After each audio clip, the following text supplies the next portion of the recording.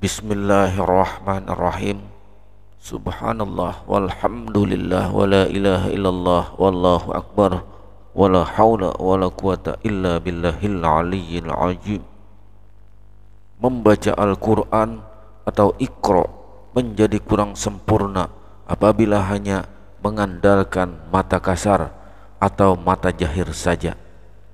Jika demikian halnya, maka kasih sayang, cinta, kerinduan tak mungkin terbaca secara utuh. Inilah yang perlu kita renungkan. Kebenaran tidak sama dengan kata-kata, dan kata-kata tidak akan cukup untuk mewakili kebenaran. Oleh karena itu, untuk sampai pada keutuhan pemahaman yang sempurna, maka kita harus merasakan sendiri hingga sampai pada tingkat keyakinan yang sebenarnya. Begitu juga dengan ayat-ayat Al-Quran sebagai wahyu suci yang tersembunyi di balik keindahan tulisan dan bahasa Al-Quran. Sederhanakan pemikiran dan perasaan. Rahasia itu sedikit demi sedikit akan mengilhamkan jiwa. Dari huruf kemudian terangkum menjadi kalimat ajakan atau peringatan. Kadang terdengar mesra seperti kemesraan orang tua kepada putra putrinya, atau kemesraan seorang kekasih kepada kekasihnya, atau kadang tegas setegas matahari di padang pasir. Itulah huruf-huruf tadi. Terjadinya huruf dari titik-titik yang dipadukan. Titik-titik itulah komponen pembentuk diri.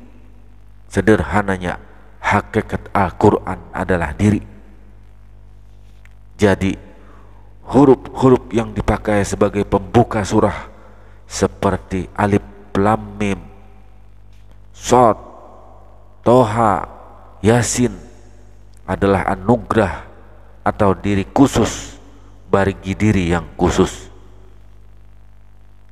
Pengetahuan yang tidak dapat dijangkau oleh akal masih mampu dijangkau oleh hati. Hati yang suci bersih mengeluarkan cahayanya yang dinamakan nur kolbu. Nur kolbu menerangi akal. Dengan cahaya nur kolbu ini, akal dapat menyambung kembali perjalanannya dari stasiun satu ke stasiun berikutnya. Perjalanan akal yang diterangi oleh cahaya nur kolbu mampu menyingkap perkara-perkara yang gaib dan kemudian beriman daripadanya, walaupun biasanya akal manusia umumnya menafikannya. Terdapat perbedaan yang mendasar antara akal biasa dengan akal yang diterangi oleh nur. Akal biasa beriman kepada Allah Subhanahu wa Ta'ala hanya berdasarkan dalil-dalil yang nyata dan logika saja. Sedangkan akal yang beserta nur mampu menyelami kedalaman atau kebalikan dari yang nyata, yaitu perkara gaib, dan beriman kepada Allah Subhanahu wa Ta'ala berdasarkan pengalaman tentang perkara-perkara yang gaib. Walaupun perkara gaib itu tidak dapat diterima oleh akal biasa, tetapi akal yang telah mendapatkan pancaran nur ilahi ini tidak sedikit pun ragu-ragu terhadapnya. Pengetahuan yang keluar dari pancaran atau pergerakan nur ini dinamakan ilmu hakikat, ilmu ma'rifat, ilmu rabbani. Walau apapun istilah yang digunakan, ia adalah pengetahuan tentang ketuhanan yang didapati dengan cara mengalami sendiri tentang hal-hal ketuhanan, bukan menurut pembicaraan orang lain dan juga bukan menurut sangkaannya sendiri. Hatilah yang mengalami hal-hal tersebut, dan pengalaman ini dinamakan pengalaman rasa, pengalaman zauk atau hakikat yang sebenarnya. Apa yang dialami oleh hati tidak dapat dilukiskan atau dibahasakan. lukisan dan bahasa hanya sekedar menggerakkan pemahaman, sedangkan hal yang sebenarnya adalah jauh berbeda. Jika hal pengalaman hati dipegang pada lukisan dan bahasa, maka seseorang itu akan menjadi keliru. Jika lukisan dan simbol diiktikadkan sebagai hal ketuhanan, maka yang demikian adalah kufur. Ada dua golongan yang menguasai ilmu hakikat dan ma'rifatullah. Golongan yang pertama adalah orang yang menguasai dengan terlebih dahulu memasuki bidang pembelajaran tentang tauhid dan latihan penyucian hati menurut tarekat tasawuf.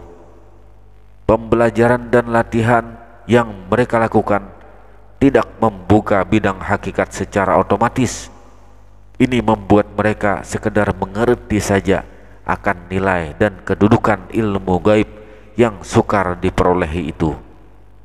Mereka hanya dapat belajar, melatih diri, kemudian menanti dan terus menanti.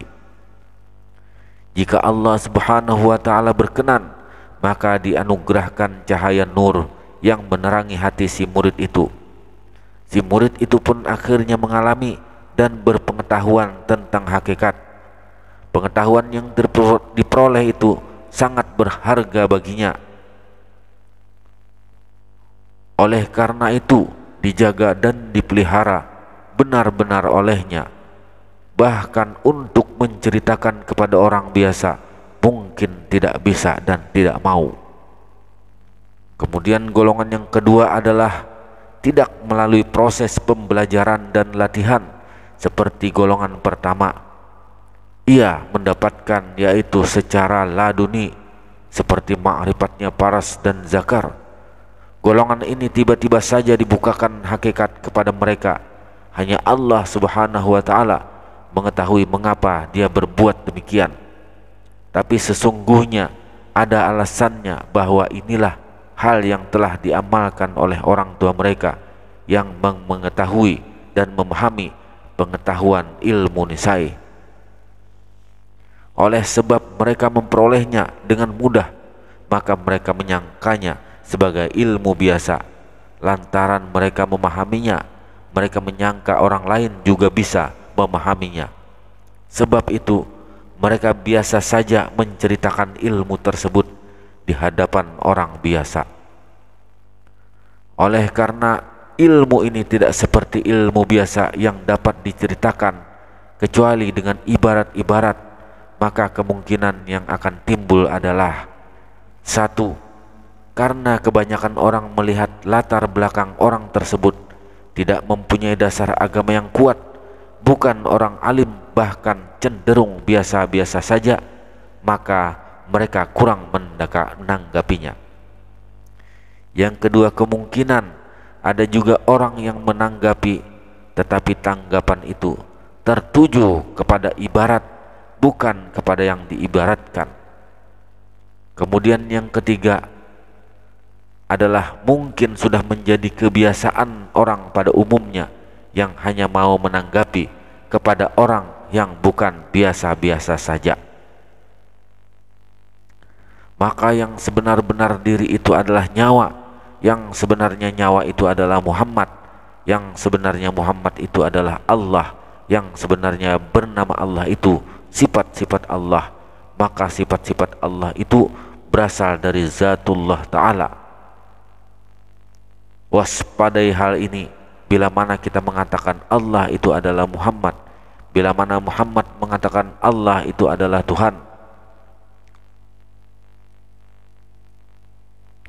Awalu tajli Zatullah Ta'ala bi sifatihi, mula-mula timbul zat Allah Ta'ala kepada sifatnya. Awalu tajli sifatullah ta'ala bi asmihi, mula-mula timbul sifat Allah Ta'ala kepada namanya.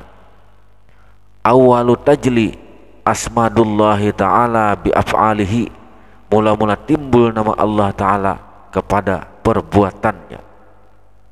Awalu tajli af'alullahi ta'ala bi ihsan kamilum bi asma'i, mula-mula timbul perbuatan Allah Ta'ala kepada insan yang kamil, yakni Muhammad Rasulullah.